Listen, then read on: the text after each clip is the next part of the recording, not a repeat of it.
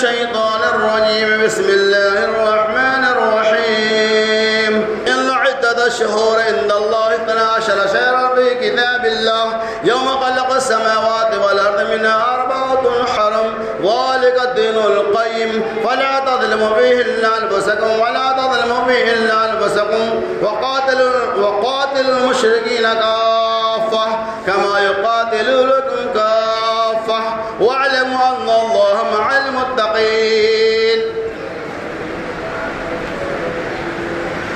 عن أبي هريرة رضي الله عنه قال قال رسول الله صلى الله عليه وسلم أفضل الصيام بعد رمضان شهر الله المحرم وأفضل الصلاة بعد الفريضة صلاة الليل. رواه متفق علیہ. اس روایت کو امام بخاری اور امام مسلم علیہ الرحمن نے نقل کیا. ہر قسم کی حمد و ثنا، بڑائی اور کبریائی، تعریفات اور بے شمار تسبیحات اللہ تبارک و تعالیٰ کے لیے لائق و سزاوار ہے، جس رب العالمین نے ہمیں اسلامی کیلنڈر کا نیا سال ماہ محرم حرام سن 1444 ہجری عطا فرمائی. اللہ سے دعا کہ اللہ تبارک و تعالی ہم نے جو کچھ بھی اس سے پچھلے سالوں میں کیا، اللہ ہمارے نیکیوں حسنات کو قبول فرما لے. اللہ ہم سے جو کوتاہیاں ہو گئی ہے، اللہ ہماری ان کوتاہیوں کو دور کر دے. اے رب العالمین، ماہ محرم الحرام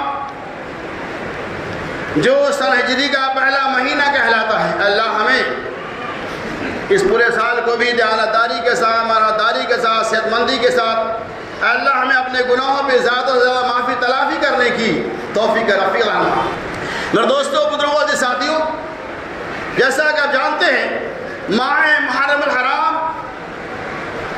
سن ہجری کا پہلا مہینہ کہلاتا ہے، اور یہ ماہ محرم الحرام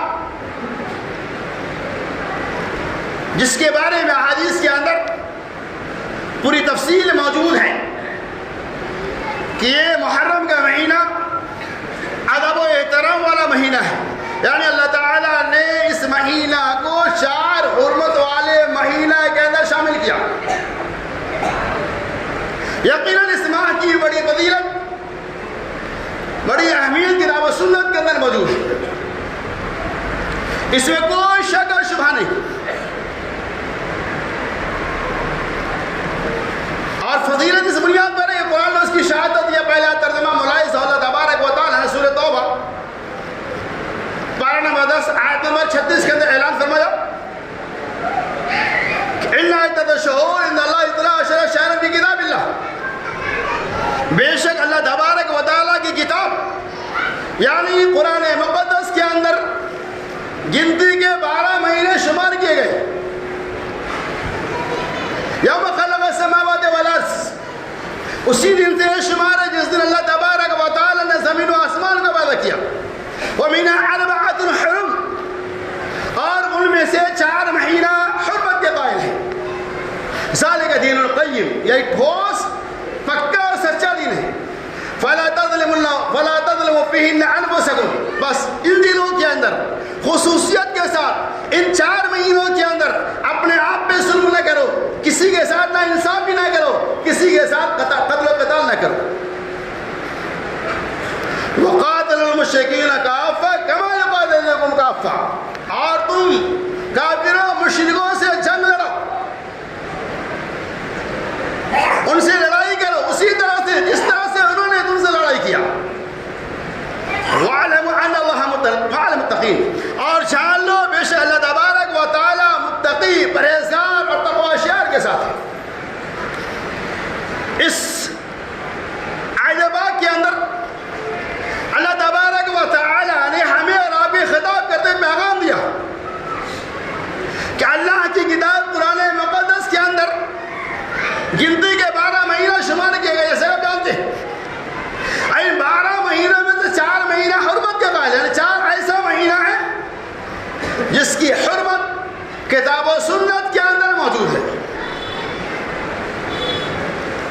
ذوالقعدہ، ذوالحجہ، محرم اور ایک رجب المرجب، یہ 4 مہینے جس کا ادب و احترام ہمیں بھی کرنا ہے۔ اور زمانے جاہلیت کے اندر بھی اس ماہ کا ادب و احترام موجود تھا۔ ماہ محرم حرام کا ادب و احترام گزشتہ زمانے کے اندر بھی زمانے جاہلیت کے اندر ہی موجود تھا، اور جب زمانہ اسلام آیا اس کے اندر ہی موجود ہے۔ اور بات ہے کہ زمانہ جاہلیت کے اندر اپنے مقصد کے تحت، منفعت کے تحت، اپنے فائدے کے تحت کبھی کبھار مہینے کو آگے پیچھے بھی کر دیا کر لیتے تھے، لیکن اسلام جب آیا اس کی کوئی گنجائش نہیں، جو حرمت والے ہیں وہ ہے۔ تو جو ادب و احترام اس ماہ کے زمانے جاہلیت کے اندر تھا وہ آج بھی ہے۔ انہی 4 مہینوں میں سے ایک ادب والا مہینہ ماہ محرم الحرام بھی ہے، جس کا ادب و احترام ہمارے اوپر بھی، آپ کے اوپر بھی لازم ملزوم ہے، جس کا ادب و احترام محمد رسول اللہ صلی اللہ علیہ وسلم بھی اور صحابہ کرام بھی، آپ سے پہلے کی امتیں بھی کیا کرتے تھے۔ یقیناً ماہ محرم الحرام کی فضیلت کے لیے یہی کافی ہے کہ حرمت والا مہینہ میں شامل ہے۔ اس مہینے کی فضیلت ان سے کوئی شک نہیں، لیکن فضیلت کی آڑ میں آج ہم مسلمانوں نے ایسے ایسے رسم و رواج کو انجام دیا کہ اس مہینوں کو ماہ محرم الحرام کے جاننے کے بجائے شہادت حسین کے نام سے موسوم ہونے لگا۔ اس ماہ کی فضیلت کو لوگ چھوڑتے ان کی طرف، حالانکہ یقین مانو امام حسین رضی اللہ تعالیٰ عنہ کا جو مقام ہے اس کا کوئی شکوک اور شبہ نہیں، کوئی شک نہیں۔ نواز رسول کی جو فضیلت جامعیت ہے اس کے تو کوئی شک نہیں۔ اللہ کے رسول صلی اللہ علیہ وسلم کہ میری فاطمہ بنت محمد یہ جنتی خواتین کے ایک طرف اگر سردار ہے تو دوسرے طرف حسن حسین یہ جنتی نوجوانوں کے سردار ہے۔ اور اتنی محبت تھی آپ کو نواسے سے کہ نبی صلی اللہ علیہ وسلم نماز کے اندر بھی جاتے تو کبھی کبھار نواسے کو اپنے کندھے میں بیٹھا لیا کرتے۔ اتنی محبت تھی کہ نبی صلی اللہ علیہ وسلم نماز پڑھا خطبہ جمعہ دے رہی تھی، حسن حسین رضی اللہ تعالیٰ عنہ لال جبہ میں آئے اور وہ کپڑے میں پھنس گئے، گر گئے۔ نبی صلی اللہ علیہ وسلم اتنی محبت تھی کہ اپنے خطبہ کو روک دیا، پھر اپنے نواسے جگر کے ٹکڑے کو اٹھایا، بیٹھایا، پھر اس کا خطبہ شروع گویا کہ صلی اللہ علیہ وسلم کو نواز رسول سے امام حسن حسین رضی اللہ تعالیٰ عنہ سے بے بڑا محبت تھی۔ اس کے باوجود بھی ہم ان کی محبت میں اپنی طرف سے کوشش کر دیں یا ماہ محرم کی فضیلت کو ان کی طرح منسوب کر دیں، یہ بالکل ہی غلط ہے، یہ صحیح نہیں ہے۔ تو محرم الحرام کی فضیلت ہے۔ آئیے حضرت ابو ہریرہ رضی اللہ تعالیٰ عنہ کہتے ہیں رسول اللہ صلی اللہ علیہ وسلم نے ارشاد فرمایا افضل الصیام بعد رمضان شہر اللہ المحرم، رمضان کے روزے کے بعد سب سے زیادہ فضیلت والا روزہ، سب سے زیادہ اہمیت والا روزہ کون سا ہے؟ محرم کا روزہ ہے۔ وافضل الصلاۃ بعد الفریضہ، اور فرض نماز کے بعد سب سے زیادہ فضیلت والی جو نماز ہے وہ کیا ہے؟ قیام اللیل، صلاۃ اللیل، رات کی نماز، تہجد کی نماز۔ اس حدیث سے پتہ چلا کہ رمضان کے روزہ کے بعد سب سے زیادہ اعلیٰ درجے کا جو روزہ ہے وہ عاشورہ کا روزہ ہے، وہ محرم کا روزہ ہے، وہ 10 تاریخ کا روزہ ہے۔ نبی صلی اللہ علیہ وسلم اس روزہ کو رکھتے تھے۔ عاشورہ کے روزے کی دلیل ہے زمانے جاہلیت کے اندر ہی ملتی ہے۔ اہل قریش بھی عاشورہ کا روزہ رکھا کرتے تھے، نبی صلی اللہ علیہ وسلم بھی عاشورہ کا روزہ رکھا کرتے تھے، صحابہ کرام بھی عاشورہ کا روزہ رکھا کرتے تھے۔ رمضان کے روزے کی فرضیت کے بعد یعنی سن 2 ہجری میں جو اللہ تعالیٰ نے رمضان مبارک کے روزوں کو فرض کر دیا، اس کے بعد عاشورہ کی جو روزے کی واجبیت تھی یا جو لازمیت تھی وہ ختم ہو گئی۔ اس کو اللہ کے رسول صلی اللہ علیہ وسلم نے اختیار دیا، جو چاہے عاشورہ کا روزہ رکھے اور جو چاہے وہ عاشورہ کا روزہ نہ رکھے، اختیار ہے۔ لیکن پہلے ضروری تھا کیا بدلنا؟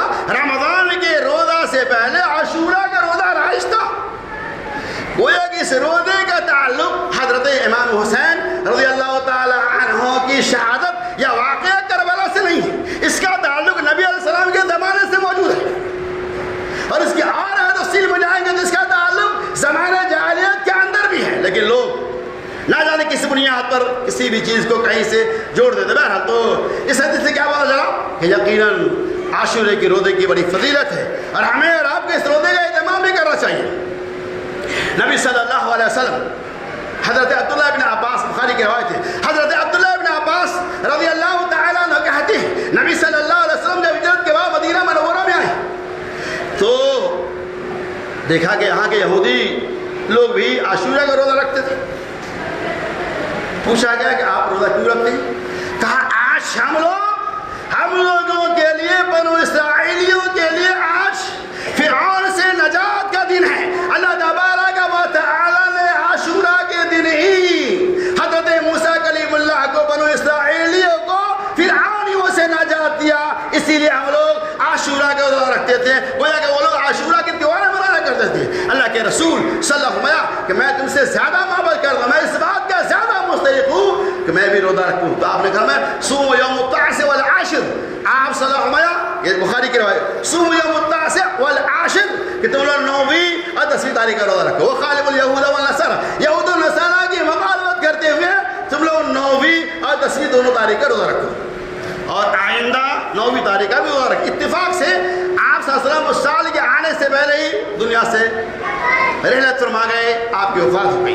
لیکن حدیث سے موجود ہے صحابہ کرام رضوان اللہ تعالیٰ علیہم اجمعین آپ صلی اللہ علیہ وسلم کے انتقال کے بعد 9ویں تاریخ یعنی 9ویں اور 10ویں دونوں کا روزہ رکھا. کیا پتا چلا کہ ہمیں یہودیوں کی مخالفت کرتے ہوئے 9ویں اور 10ویں محرم کا روزے کا اہتمام کرنا چاہیے. یہ سنت سے ثابت ہے. اس سے عمل جو کرتے ہیں الحمدللہ بہت سارے لوگ ایسے ملیں گے آپ کو جو 9ویں اور 10ویں تاریخ کو روزہ کے بجائے خورد و نوش کا، کھانے پینے کا، سبا شربتوں کا، کھچڑوں کا، نہ جانے کن کی چیزوں کا اہتمام کرتے ہیں. ارے حسین رضی اللہ تعالیٰ محبت تو یہ ہے کہ 9ویں 10ویں تاریخ کا روزہ رکھا جائے. نبی صلی اللہ علیہ وسلم محبت کی دلیل یہ ہے کہ 9 اور 10 کو روزہ رکھو. اللہ کے رسول نے فرمایا کہ 9ویں اور 10ویں تاریخ کو روزہ رکھو. صحابہ کرام سے اس کی دلیلیں موجود ہیں. اور چلیے آگے بعض روایتیں ایسی آتی ہیں، ابو داؤد وغیرہ کی روایت ہے کہ اللہ کے رسول صلی اللہ علیہ وسلم کہ تم لوگ سومو، ایک دن پہلے اور ایک دن بعد کا بھی روزہ رکھو. یعنی 10ویں تاریخ کا روزہ تو رکھنا ہی ہے، اور اگر آپ 9ویں تاریخ کو نہیں رکھ سکے تو 10ویں اور 11ویں کو رکھیں گے. ہر بات ہے 11ویں پہ کلام کیا گیا. علامہ البانی رحمۃ اللہ کی تحقیق، انہوں نے تحقیق 11ویں کی جو دلیلیں موجود ہیں اس کے اندر راوی مجہول ہے، وہ صحیح راوی نہیں ہے، وہ روایت صحیح نہیں ہے. 11 پہ عمل نہیں کرنا چاہیے. لیکن بعض لوگوں کی رائے 11 پہ بھی عمل کر سکتے. صحیح قول کیا ہے؟ 9ویں اور 10ویں تاریخ کا روزہ رکھیں گے تو آپ کو اس کا بینیفٹ ملے گا. بعض ایسے محدثین بھی ہیں جنہوں نے یہ کہا 9ویں 10ویں 11ویں تینوں دن کا روزہ رکھ لو تاکہ ہر طرح کے شکوک اور شبہات سے آپ بری ذمہ ہو جائے. لیکن خلاصہ یہ ہے کہ 9ویں اور 10ویں تاریخ کا ہی روزہ کا اہتمام کرنا چاہیے، بہتر اور افضل. کسی وجہ سے اگر آپ 9ویں تاریخ کا روزہ نہیں رکھ سکے، اگر 10ویں کا ہی روزہ رکھ لیتے ہیں تو کفایت کر جائیں گے. لیکن کوئی آدمی 10ویں تاریخ کے روزہ رکھنے کے بجائے 9ویں محرم الحرام کا روزہ رکھے اور 11ویں محرم الحرام کا روزہ رکھے، اس حوالے کی روشنی میں ایک دن پہلے ایک دن بعد اور 10ویں کو غائب کر دے تو اس کا روزہ ہوگا ہی نہیں. ایسا کرنا ہے ہی نہیں. آپ 3 دن چاہے بعد والے سے رکھتے 9 10 11 کوئی رکھ سکتے. لیکن کوئی آدمی 10 کو غائب کر کے 9 اور 11 پہ عمل کر لے 2 روزہ ہو جائے گا. ایسا آپ نے 9 کا نہیں رکھے ایک ٹائم چل جائے گا، 11 کا نہیں رکھے چلے گا، لیکن 10 کا رکھنا اگر ہے تو 10 تاریخ کو ہی رکھو، ورنہ اس طرح جیسا آپ کرتے ہیں ایسے کرنے کی ضرورت. خلاصہ کلام یہ ہے کہ 9ویں اور 10ویں حرام کا روزہ کتاب و سنت کے اندر موجود ہے، اس کی دلیل موجود. دوسری دلیل عن ابی قتادہ رضی اللہ عنہ قال سئل رسول اللہ صلی اللہ علیہ وسلم عن یوم صوم عاشوراء، رواہ مسلم. حضرت قتادہ رضی اللہ تعالی عنہ کہتے ہیں رسول اللہ صلی اللہ علیہ وسلم سے عاشوراء کے روزے کے بارے میں سوال کیا گیا. اللہ کے رسول صلی اللہ علیہ وسلم 1 سال پچھلے گناہوں کو معاف فرما دے گا. کیا پتہ چلا کہ اگر آپ ماہ محرم الحرام کا روزہ رکھتے ہیں، 9ویں 10ویں تاریخ کا روزہ رکھتے ہیں تو اللہ تبارک و تعالیٰ 1 سال پچھلے گناہوں کو معاف فرما دے گا. کتنا بڑا بینیفٹ ہے.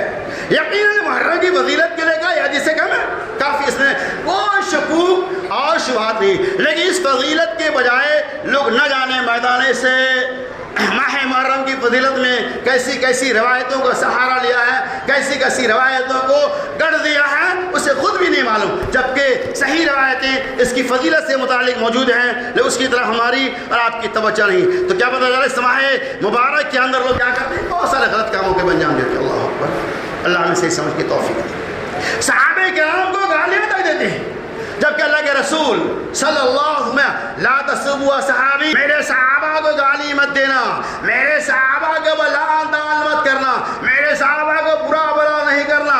معلوم ہے صحابہ کتنا بڑا مقام ہے۔ اللہ کے رسول صلی اللہ علیہ وسلم نے ارشاد میں ایک احد پہاڑ کے مانند لو انفقت احد، اگر ایک احد پہاڑ کے مانند تم سونا خرچ کر دو، کتنا؟ ایک احد پہاڑ کے مانند سونا خرچ کر دو، میرے صحابہ کے ایک مد یا نصف مد جو خرچ کرنے کے مقابلہ میں بھی نہیں ہو سکتا ہے۔ مطلب مثال اس طرح سمجھیے کہ اگر صحابہ 1 روپیہ آپ اللہ کے راستے میں خرچ کر دے، آپ احد پہاڑ کے مانند صدقہ و خیرات کر دو، تو آپ کا یہ صدقہ گرچہ اتنا بڑا ہے صحابہ کے معمولی خرچے کا مقابلہ نہیں کر سکتا ہے۔ ایسے صحابہ کرام کو گالیاں دینا، ایسے صحابہ کرام کو بدنام تراضیاں کرنا، ایسے صحابہ کرام کے الزامات لگانا، اس کی کہاں تک گنجائش ہے؟ یہ بالکل ہی ناجائز ہے، اس کی شریعت میں کوئی گنجائش نہیں ہے۔ لیکن میرے دوستو، بزرگوں اور ساتھیوں، اب تو انشاءاللہ میرا جس کے بعد موضوع ہوگا واقعہ کربلا، شہادت حسین، روز عید یا غم مات۔ اگلا روز میرا ہوگا شہادت حسین، روز عید یا غم مات۔ میں بتا رہا تھا کہ اس ماہ کی مناسبت میں لوگ دیکھیے کیا کیا کرتے ہیں۔ امام حسین رضی اللہ تعالیٰ عنہ کی شہادت ہوں گی، یقیناً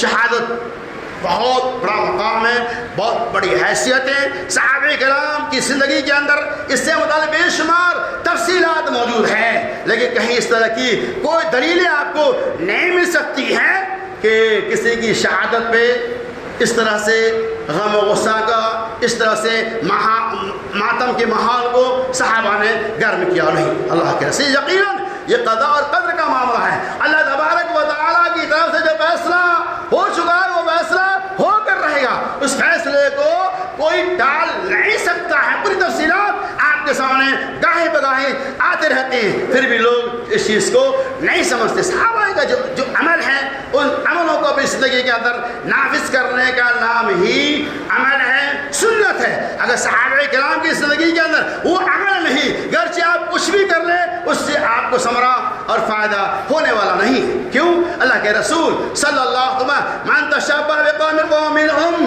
جو کسی قوم کی مشابہت اختیار کرے وہ اسی میں سے ہے۔ آج دیکھیے غیروں کو دیکھا دیکھی آج مسلمانوں کے اندر بھی ایسے رسم و رواج داخل ہو چکے۔ اس ماہ محرم کی مناسبت سے دیکھو کہ جیسے ہی محرم کا چاند نظر آیا بہت سارے علاقے میں دو تاشے کا بازار گرم ہو جاتا ہے، لوگ ناچنا گانے کی تیاریاں کرنا شروع کر دیتے ہیں، لوگ ڈھول تاشے کی تیاریاں شروع کر دیتے ہیں، لوگ تاشیاں بنانے کے پیچھے اپنے 10 دن کا وقت کر دیتے ہیں اور اسے بہت بڑا ثواب کا کام سمجھتے ہیں۔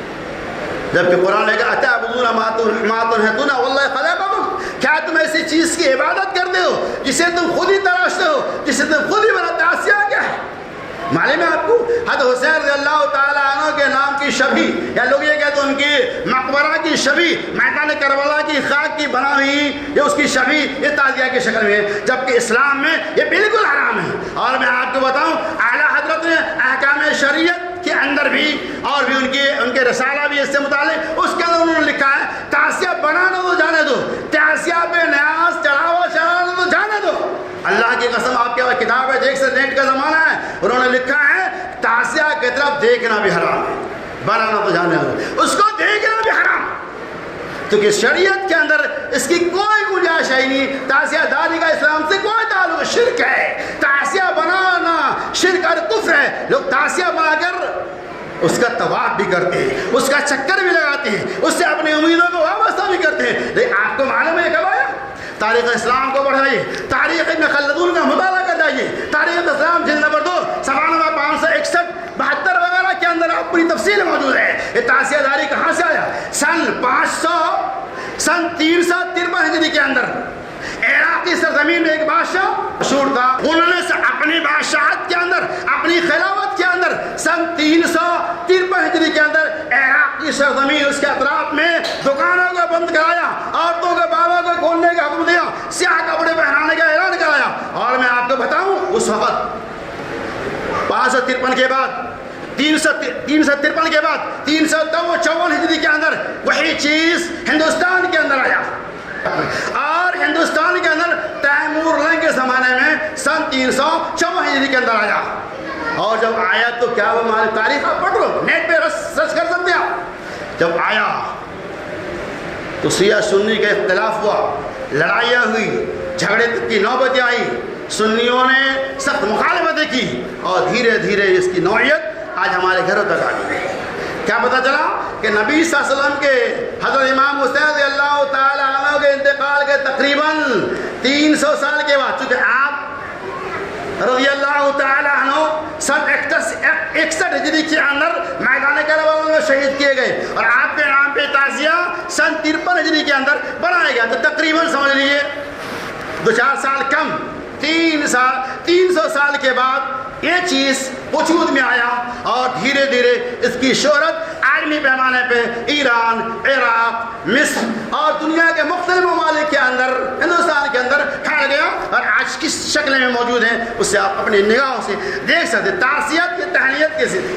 تہنیت کے معنی لفظ کے اعتبار سے مبارکبادی, اور تعزیت کے معنی آتے ہیں پرسان حال, یعنی کسی کے انتقال کے بعد, کسی کی موت کے بعد ان کے اعزاء و اقارب کا پرسان حال کرنا, ان کو پوچھ تاچھ کرنا, ان کو تسلی دینا, اسے تعزیہ کہا جاتا ہے. سمجھ میں آئی بات؟ تعزیہ مطلب یہ ہوتا ہے. اور لوگ تعزیہ کے معنی کیا کر رہے ہیں وہ آپ دیکھتے ہیں میرے دوستوں بزرگوں. اگر اس کی شریعت میں کوئی دلیلیں موجود ہوتی کہ امام حسین رضی اللہ تعالیٰ عنہ سے صحابہ کرام کا محبت نہیں تھی, 61 ہجری کے بعد جو صحابہ تابعین کا زمانہ چلا ہے تقریباً 109 یا 110 ہجری تک تبع تابعین کا زمانہ, کیا ان لوگوں کو حضرت امام حسین رضی اللہ تعالیٰ عنہ سے محبت نہیں تھی؟ تاریخ گواہ ہے.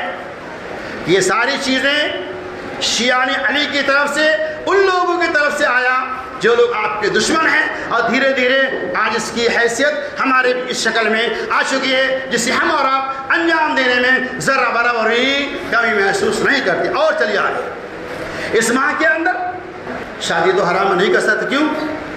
کئی لوگ تھے کئی محرم کے مہینہ میں شادی حرام ہے, یہ تو غم کا مہینہ ہے. اب بتائیے یہ کہاں سے غم کا مہینہ آیا؟ اور اسلام میں غم کا کوئی مہینہ ہی نہیں. قرآن نے جب اس کو ثابت کر دیا 12 مہینہ کو اللہ نے بنایا 4 مہینہ روز والے, ان میں سے ماہ محرم ہے. اگر شہادت کی بنیاد پر اگر اس مہینے کی کوئی حیثیت ہوتی تو خوشی کا مہینہ ہوتا. شہادت تو ایک مقام ہے, ایک مرتبہ ہے. شہادت پائے جانے کے بعد غم کا اظہار نہیں کرنا ہے. شہادت کے بعد اس کی شہادت پہ ہمیں محبت کا اظہار کرنا ہے, خوشی کا اظہار کرنا ہے کہ اللہ تبارک و تعالیٰ نے اسے شہادت نصیب فرمایا. بڑے بڑے صحابہ کرام شہادت کی تمنائیں کیا کرتے تھے کہ میری موت معراج کا آزار میں ہو, میری موت شہادت کی موت ہو, تاکہ اللہ رب العالمین کے سامنے جب میری روح جائے اور فرشتہ سے پوچھے اے فرشتہ بچا تو نے فلاں بندے کی روح کو کس حالت میں کھینچا, وہ فرشتہ کہے اللہ میں نے تیرے اس بندے کو میدان کارزار میں کفار مشرکین سے لڑتے ہوئے شہادت کی حالت میں اس کی روح کو کھینچا. یہ تو مقام ہے, حیثیت ہے. بتایا جا رہا تھا کہ کسی کی موت پہ اس طرح سے غم کا اظہار کرنا اس کی شریعت میں کوئی گنجائش نہیں ہے. تو میں یہ بتا رہا تھا کہ اس ماہ کے اندر لوگ شادی بیاہ کو ناجائز قرار دیتے ہیں. ایسا کچھ نہیں ہے, آپ کبھی بھی شادی کر سکتے ہیں. اس مہینے میں کچھ لوگ ایسے ہیں اللہ کی پناہ کہتے ہیں دودھ اور مچھلی نہیں کھانا چاہیے. کچھ لوگ ایسے ہیں جو کہ اس مہینہ میں گوشت نہیں کھانا چاہیے. کہاں سے یہ سب باتیں آ گئی؟ یہ ساری چیزیں خرابات, اس کی طرف لوگوں کی توجہ نہیں. اس مہینے میں اللہ کے رسول اللہ نے روزہ رکھنے کا ہم دیا 9-10 تاریخ کا, اس کی طرف توجہ نہیں ہے. لیکن خرابات کی طرف جس کی کوئی حیثیت نہیں ہے اس کی طرف ہماری پوری توجہ ہے. اللہ تبارک و تعالیٰ سے دعا گو کہ رب العالمین ہمیں اور آپ کو اس ماہ حرام کا ادب و احترام کرتے ہوئے آنے والے 9ویں اور 10ویں تاریخ کے دن روزے کا اہتمام کرنے کی توفیق رفیع عامہ ہے. اے اللہ جب تک دنیا میں زندہ رکھنا چاہتے اسلام زندہ رکھ, اور جب ہمارا خاتمہ بالخیر ہو. آمین. وآخر دعوانا ان الحمد للہ رب العالمین.